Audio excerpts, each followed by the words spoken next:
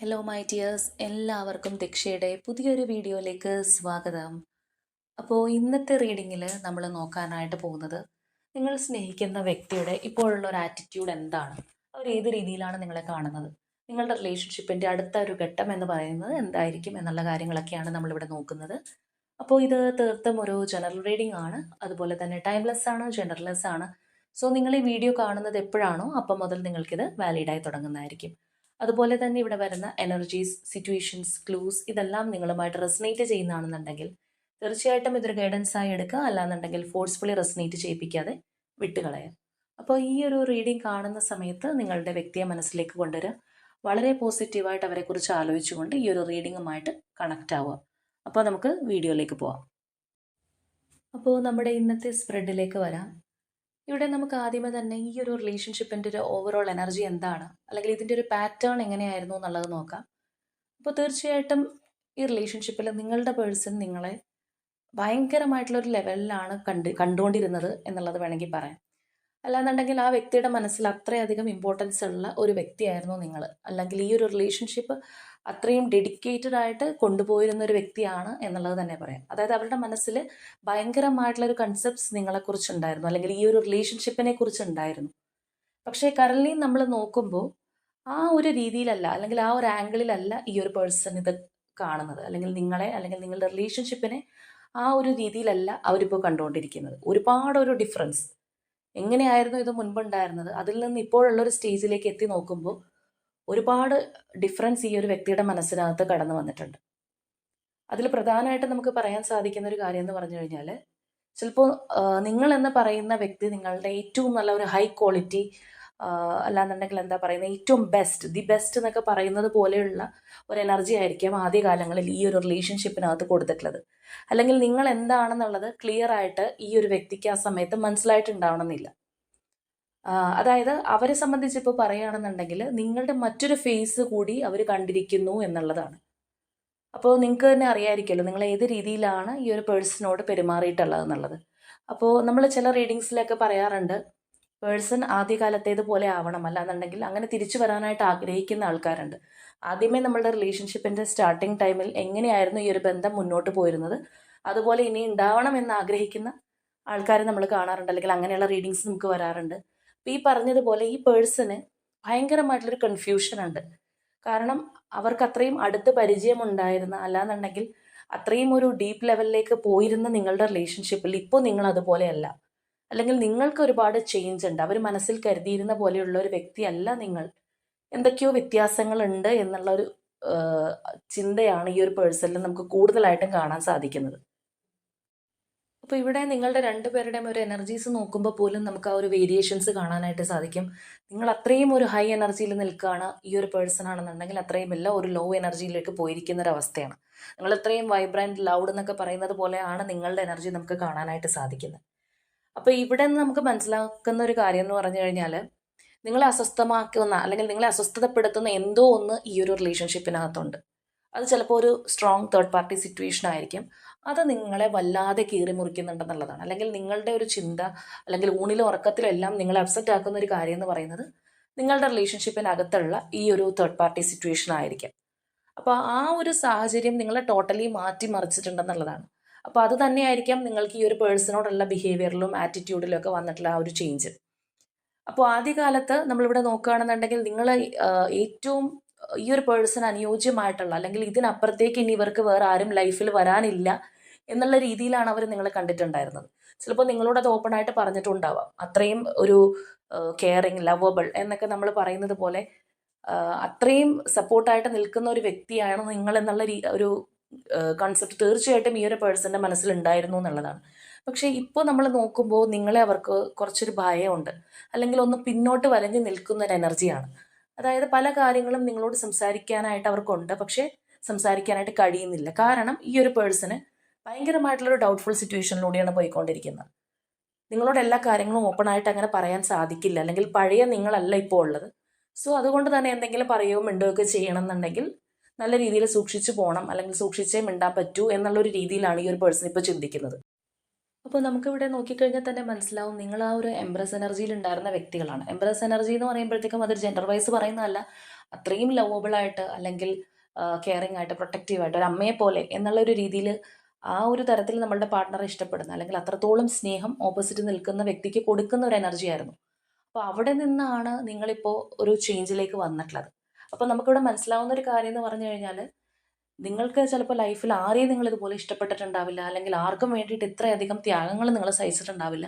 പക്ഷെ അങ്ങനെയൊക്കെ നിങ്ങൾ ചെയ്തതിനുള്ള ഒരു റിസൾട്ട് നിങ്ങൾക്ക് കിട്ടിയില്ല എന്ന് നിങ്ങൾക്ക് ഫീൽ ചെയ്യുന്നുണ്ടാവാം. അല്ലാന്നുണ്ടെങ്കിൽ നിങ്ങൾ വിചാരിച്ചതുപോലെയല്ല പല കാര്യങ്ങളും സംഭവിച്ചിട്ടുള്ളത്. നിങ്ങൾ ഇതിനകത്ത് 100ൽ 100 കൊടുത്തിട്ടുണ്ടെങ്കിൽ നിങ്ങൾക്ക് അതൊന്നും റിട്ടേൺ ആയിട്ട് കിട്ടിയില്ല. അപ്പോൾ അതിൻ്റേതായിട്ടുള്ള ഒരു ഡിപ്രഷനോ അല്ലെങ്കിൽ ഫ്രസ്ട്രേഷനോ അങ്ങനെയുള്ള കാര്യങ്ങളൊക്കെ ആയിരിക്കാം നിങ്ങൾക്ക് ഉണ്ടാവുന്നത്. ഒരുപക്ഷെ നിങ്ങളുടെ ഒരു ക്യാരക്ടറും ആ ഒരു തരത്തിലായിരിക്കാം. നിങ്ങൾ അത്രത്തോളം ഡീപ്പായിട്ട് നിൽക്കുമ്പോൾ എനിക്കും അത് തന്നെ തിരിച്ച് കിട്ടണം എന്നായിരിക്കാം നിങ്ങൾ ചിന്തിക്കുന്നത്. അപ്പോൾ നിങ്ങളുടെ അങ്ങനെയുള്ള ഒരു ആറ്റിറ്റ്യൂഡ് ഉള്ളത് കൊണ്ട് തന്നെ തീർച്ചയായിട്ടും ഈ ഒരു വ്യക്തിയുടെ ഭാഗത്ത് നിന്ന് എന്തെങ്കിലുമൊക്കെ ചെറിയൊരു പോരായ്മകൾ, അല്ലാന്നുണ്ടെങ്കിൽ ഇവർക്ക് പഴയ സ്നേഹമില്ല എന്ന് തോന്നിയാൽ മതി, നിങ്ങൾ ചിലപ്പോൾ വളരെയധികം പാനിക്കായിട്ടുണ്ടാവും. അല്ലാന്നുണ്ടെങ്കിൽ ഇവർ നഷ്ടപ്പെട്ടു പോകുമോ എന്നുള്ളൊരു ഭയമായിരിക്കാം ചിലപ്പോൾ എപ്പോഴും നിങ്ങൾക്ക് ഉണ്ടായിക്കൊണ്ടിരുന്നത്. അപ്പം അങ്ങനെയുള്ളൊരു കാര്യങ്ങളെല്ലാം ഈ ഒരു റിലേഷൻഷിപ്പിനകത്ത് ഉണ്ടായിട്ടുണ്ടെങ്കിൽ തീർച്ചയായിട്ടും നിങ്ങൾ ഇവരെ ഒന്ന് കൺട്രോളിലേക്ക് കൊണ്ടുവരാനായിട്ട് ശ്രമിച്ചിട്ടുണ്ടാവാം. നിങ്ങളുടെ ഒരു ഇഷ്ടവും താല്പര്യമൊക്കെ കൊണ്ടാണെന്നുണ്ടെങ്കിൽ പോലും ഈ ഒരു പേഴ്സണ് അവർക്കൊരു ഫ്രീഡം ഇല്ലാത്തൊരവസ്ഥ ഈ റിലേഷൻഷിപ്പിൽ നിന്ന് ഫീൽ ചെയ്തു എന്നുള്ളതാണ്. അല്ലെങ്കിൽ ആ ഒരു തരത്തിലാണ് അവർ ചിന്തിക്കുന്നത്. പക്ഷെ നമ്മളിവിടെ കാര്യം നോക്കുകയാണെന്നുണ്ടെങ്കിൽ നിങ്ങൾ അത്രത്തോളം ഇവരെ സ്നേഹിക്കുന്നുണ്ട്, അല്ലെങ്കിൽ ഇതിന് പകരം മറ്റാരെ നിങ്ങൾക്ക് ചൂസ് ചെയ്യാനായിട്ടില്ല. അതുകൊണ്ട് എൻ്റെ കയ്യിലിരിക്കുന്ന അത്രയും പ്രഷ്യസ് ആയിട്ടുള്ള ഒരു സംഭവം നഷ്ടപ്പെട്ടു പോകുമോ എന്നുള്ളൊരു ചിന്ത കൊണ്ടായിരിക്കാം, അല്ലെങ്കിൽ ആ ഒരു ആദി കൊണ്ടായിരിക്കാം നിങ്ങൾ പല കാര്യങ്ങളിലും ആ ഒരു പൊസസീവ്നെസ് കാണിച്ചിട്ടുണ്ടാവുക, അല്ലെങ്കിൽ ചിലപ്പോൾ പല കാര്യങ്ങളും ചോദ്യം ചെയ്തിട്ടുണ്ടാവാം, അല്ലെങ്കിൽ കൺട്രോൾ ചെയ്യാനായിട്ട് ശ്രമിച്ചിട്ടുണ്ടാവാം. ഇതെല്ലാം നിങ്ങളുടെ ഒരു സ്നേഹക്കൂടുതൽ കൊണ്ടാണ്. പക്ഷെ അവരത് മനസ്സിലാക്കിയിരിക്കുന്നത് മറ്റൊരു തരത്തിലാണ്. അവർക്കൊരു ബ്രീതിങ് സ്പേസ് നിങ്ങൾ കൊടുത്തിട്ടില്ല, അല്ലെങ്കിൽ ശ്വാസം മുട്ടിക്കുന്നു. ചിലപ്പോൾ നിങ്ങളുടെ ചോദ്യങ്ങളായിരിക്കാം അവർക്ക് ആ ഒരു തരത്തിൽ ഫീൽ ചെയ്തിട്ടുണ്ടാവുന്നത്.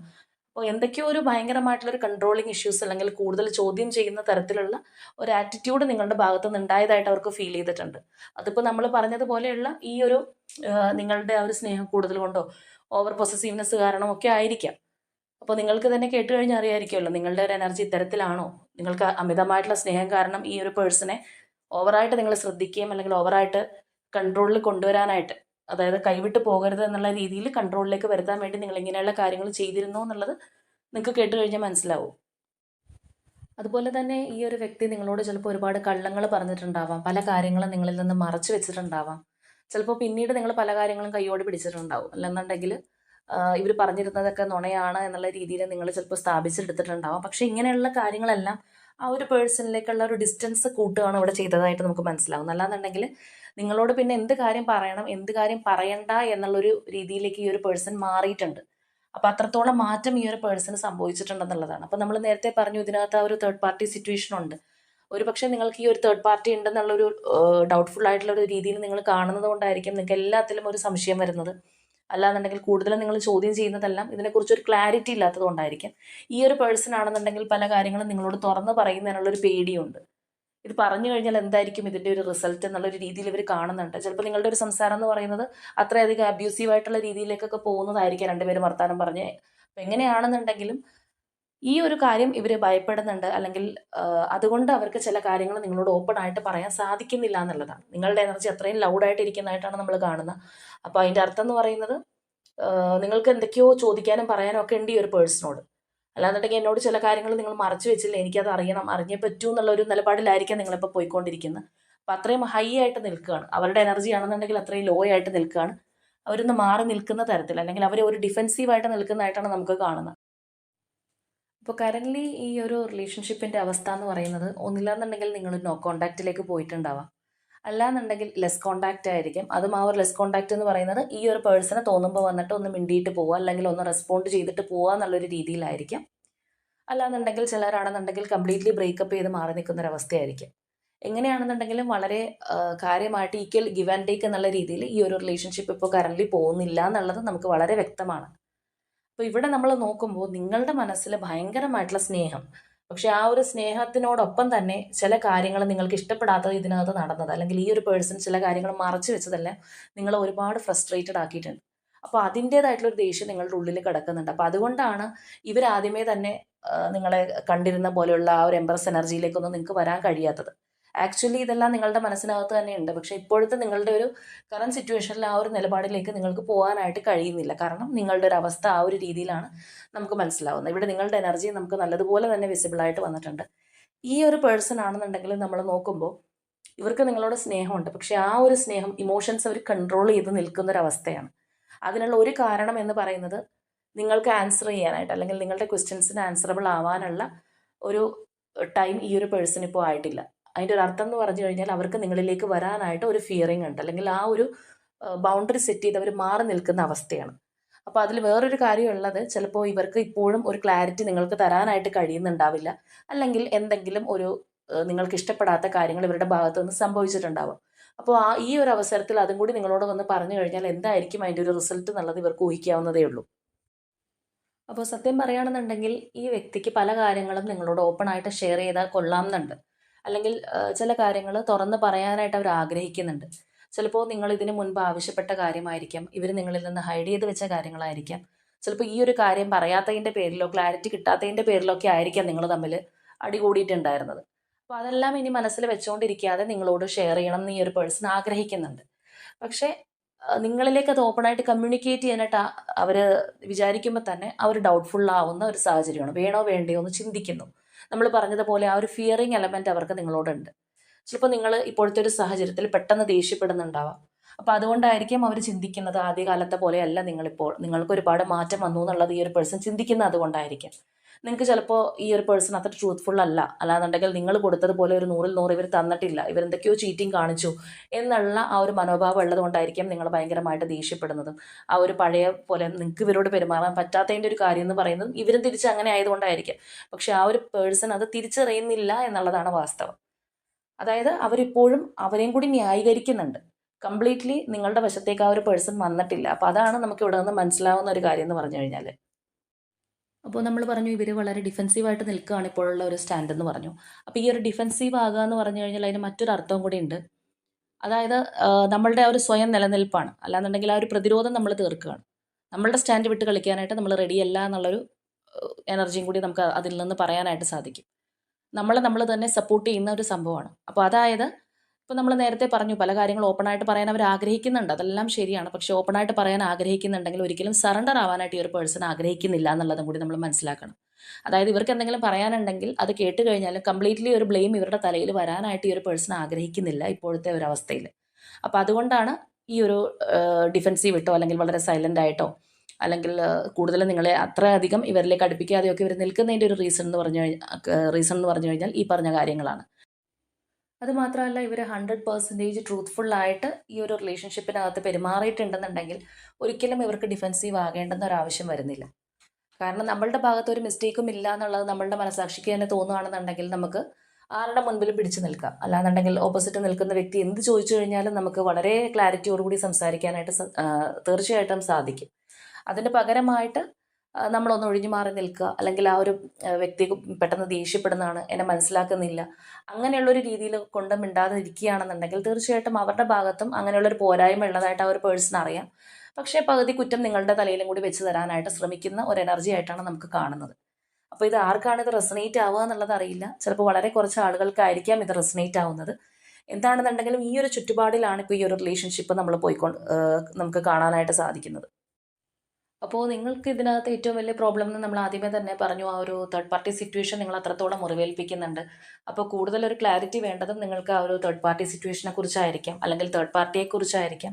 ഒരുപക്ഷെ ഈ ഒരു അവസരം ചിലപ്പോൾ തേർഡ് പാർട്ടി മുതലെടുക്കുന്നുണ്ടാവാം. അപ്പോൾ എങ്ങനെയാണെന്നുണ്ടെങ്കിലും ഈ ഒരു തരത്തിലാണ് ഈ വ്യക്തിയെ നമ്മൾ കാണുന്നത്. പക്ഷേ തീർച്ചയായിട്ടും ഈ ഒരു റിലേഷൻഷിപ്പിൻ്റെ ഇപ്പോഴുള്ള ഈ ഒരു പാറ്റേണിന് മാറ്റം വരും എന്നുള്ളത് തന്നെയാണ് നമുക്ക് കാണാനായിട്ട് സാധിക്കുന്നത്. ഇപ്പോൾ ഇവർ കംപ്ലീറ്റ്ലി സറണ്ടർ ചെയ്യുന്നില്ല എന്നുള്ളത് നമ്മൾ പറഞ്ഞു. അവർക്ക് ചില കാര്യങ്ങൾ നിങ്ങളോട് ഓപ്പണായിട്ട് പറയാനുണ്ടെന്നുണ്ടെങ്കിൽ പോലും നിങ്ങളതിന് വില്ലിങ് ആവുന്നില്ല, അല്ലെങ്കിൽ നിങ്ങളോട് ഇപ്പോൾ പറഞ്ഞു കഴിഞ്ഞാൽ ശരിയാവില്ല എന്നുള്ളൊരു രീതിയിൽ അവർ തന്നെ അവരെ ബോധിപ്പിച്ച് മാറി നിൽക്കുന്ന ഒരു അവസ്ഥയാണ്. ചിലപ്പോൾ അവർ നിങ്ങളോടും അങ്ങനെ പറഞ്ഞിട്ടുണ്ടാവും, എനിക്ക് കുറച്ച് ടൈം വേണം, അല്ലാന്നുണ്ടെങ്കിൽ ഇപ്പോൾ സംസാരിച്ചു കഴിഞ്ഞാൽ ശരിയാവില്ല എന്നായിരിക്കാം, അല്ലെങ്കിൽ പല കാര്യങ്ങളും നിങ്ങളുടെ ഒരു സംശയമാണെന്നായിരിക്കാം, നിങ്ങളവരെ ഒരുപാട് ഡൗട്ട് ചെയ്യുകയാണെന്നുള്ള രീതിയിൽ അവർ സംസാരിച്ചിട്ടുണ്ടാവാം. കാരണം കുറച്ച് ഇവർ സെൽഫ് ഡിഫെൻസീവും കൂടി ആയതുകൊണ്ടാണ് ഇത്തരത്തിലൊക്കെ സംസാരിക്കുന്നത്. പക്ഷേ തീർച്ചയായിട്ടും ഇവരുടെ ഈ ഒരു ആറ്റിറ്റ്യൂഡിന് മാറ്റം വരും എന്നുള്ളതാണ് നമുക്ക് മനസ്സിലാക്കാൻ കഴിയുന്നത്. അതായത് ഇവിടെ നിങ്ങളുടെ പേഴ്സൺ നിങ്ങൾ എങ്ങനെയാണ് കാണുന്നതെങ്കിലും നമ്മൾ പറഞ്ഞു ആദ്യത്തെ ആ ഒരു സ്നേഹവും കരുതലൊന്നും നിങ്ങൾക്കിപ്പോൾ ഇല്ല, നിങ്ങൾ വളരെ മാറിപ്പോയി, അല്ലാന്നുണ്ടെങ്കിൽ അവരാദ്യമേ വിചാരിച്ചതുപോലെയല്ല, നിങ്ങൾക്കും ഒരുപാട് മാറ്റങ്ങൾ സംഭവിച്ചിട്ടുണ്ട് എന്നുള്ള രീതിയിലൊക്കെ അവർ ന്യായീകരിക്കുന്നു എന്നുള്ളതല്ല നമ്മൾ പറഞ്ഞു. പക്ഷേ ഇങ്ങനെയൊക്കെ ആണെന്നുണ്ടെങ്കിൽ പോലും ഈ റിലേഷൻഷിപ്പിനകത്ത് നിങ്ങളുടെ എനർജി എത്രത്തോളം സഫർ ചെയ്തതായിട്ട് തന്നെ നമുക്ക് മനസ്സിലാക്കാനായിട്ട് സാധിക്കുന്നുണ്ട്. നിങ്ങൾ നല്ലതുപോലെ വിഷമിച്ചിട്ടുണ്ട്, അല്ലെങ്കിൽ അത്രയും ഹാർട്ട് ബ്രേക്ക് ഉണ്ടാവുന്ന ഇൻസിഡൻസ് നിങ്ങൾക്ക് ഉണ്ടായിട്ടുണ്ട്. പക്ഷെ നിങ്ങളുടെ ആ ഒരു വേദനയുടെ ഒരു ഡെപ്തോ കാര്യങ്ങളോ നിങ്ങളുടെ പേഴ്സൺ പൂർണ്ണമായിട്ട് മനസ്സിലാക്കിയിട്ടുണ്ടാവണമെന്നില്ല.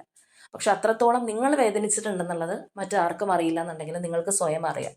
അപ്പോൾ അങ്ങനെയുള്ള കാര്യങ്ങളൊക്കെ ഉള്ളത് കൂടി കൊണ്ടാണ് നിങ്ങൾ വളരെയധികം ഫ്രസ്ട്രേറ്റഡ് ആവുന്നതും ഒരു സമാധാനം ഇല്ലാതെ അല്ലെങ്കിൽ ഒട്ടും സന്തോഷം ഇല്ലാതെ ഈ ഒരു പേഴ്സൻ്റെ ആറ്റിറ്റ്യൂഡും കൂടി കാണുമ്പോൾ ചിലപ്പോൾ നിങ്ങൾക്ക് അത്രത്തോളം നിങ്ങൾ വിഷമിക്കുന്നതും അതുകൊണ്ടായിരിക്കും.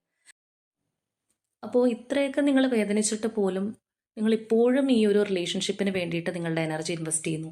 നിങ്ങൾ നല്ല രീതിയിൽ പ്രാർത്ഥിക്കുന്നുണ്ട്. നിങ്ങളുടെ ആ ഒരു സ്പിരിച്വൽ വേയിലേക്കുള്ള കണക്ഷൻ നമുക്ക് മനസ്സിലാവുന്നുണ്ട്. നിങ്ങൾ നല്ല രീതിയിൽ മാനിഫെസ്റ്റ് ചെയ്യുന്നുണ്ടാവാം.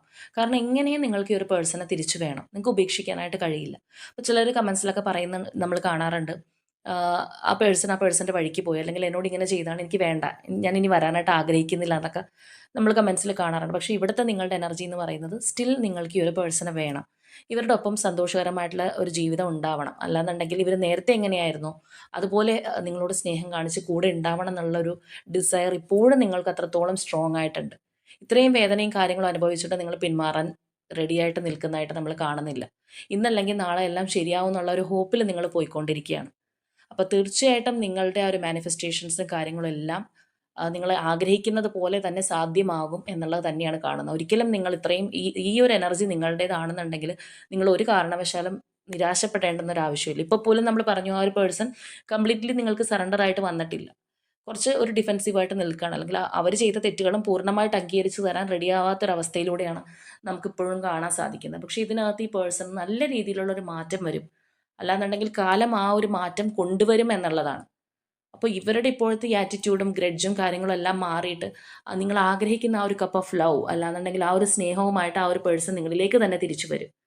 അപ്പോൾ നിങ്ങളിവിടെ മാനിഫെസ്റ്റ് ചെയ്യുന്നുണ്ട്, പ്രാർത്ഥിക്കുന്നുണ്ട്. ചിലപ്പോൾ നിങ്ങളുടെ വേണ്ടപ്പെട്ട വല്ല വ്യക്തികളോ അല്ലാന്നുണ്ടെങ്കിൽ നിങ്ങളുടെ ഫ്രണ്ട്സൊക്കെ പറയുന്നുണ്ടാവാം, ഇനി ഈ ഒരു പേഴ്സണിന് വേണ്ടിയിട്ട് എന്തിനാണ് വെറുതെ പുറകെ നടക്കുന്നത്, അല്ലാന്നുണ്ടെങ്കിൽ അവർക്ക് വേണ്ടിയിട്ട് എന്തിനാണ് ഇനി ലൈഫ് സ്പോയിൽ ചെയ്യുന്നത്, അങ്ങനെയെല്ലാം നിങ്ങളോട് ചോദിക്കുന്നുണ്ടാവാം. പക്ഷേ ആരെന്തൊക്കെ പറഞ്ഞു കഴിഞ്ഞാലും നിങ്ങൾക്ക് ഈ ഒരു പേഴ്സണെ റീപ്ലേസ് ചെയ്യാനായിട്ട് സാധിക്കുന്നുണ്ടാവില്ല. കാരണം അത്രത്തോളം നിങ്ങൾ ഈ ഒരു പേഴ്സണെ സ്നേഹിച്ചിരുന്നു എന്നുള്ളത്, അല്ലെങ്കിൽ സ്നേഹിക്കുന്നുണ്ടെന്നുള്ളത് നമുക്ക് വ്യക്തമാണ്. അപ്പോൾ തീർച്ചയായിട്ടും ഇപ്പോഴത്തെ സാഹചര്യം ഇതാണെന്നുണ്ടെങ്കിൽ പോലും നിങ്ങൾ വിഷമിക്കുകയോ അല്ലെങ്കിൽ ഒരുപാട് ഡിപ്രഷനിലേക്ക് പോകേണ്ടെന്നൊരാവശ്യമില്ല.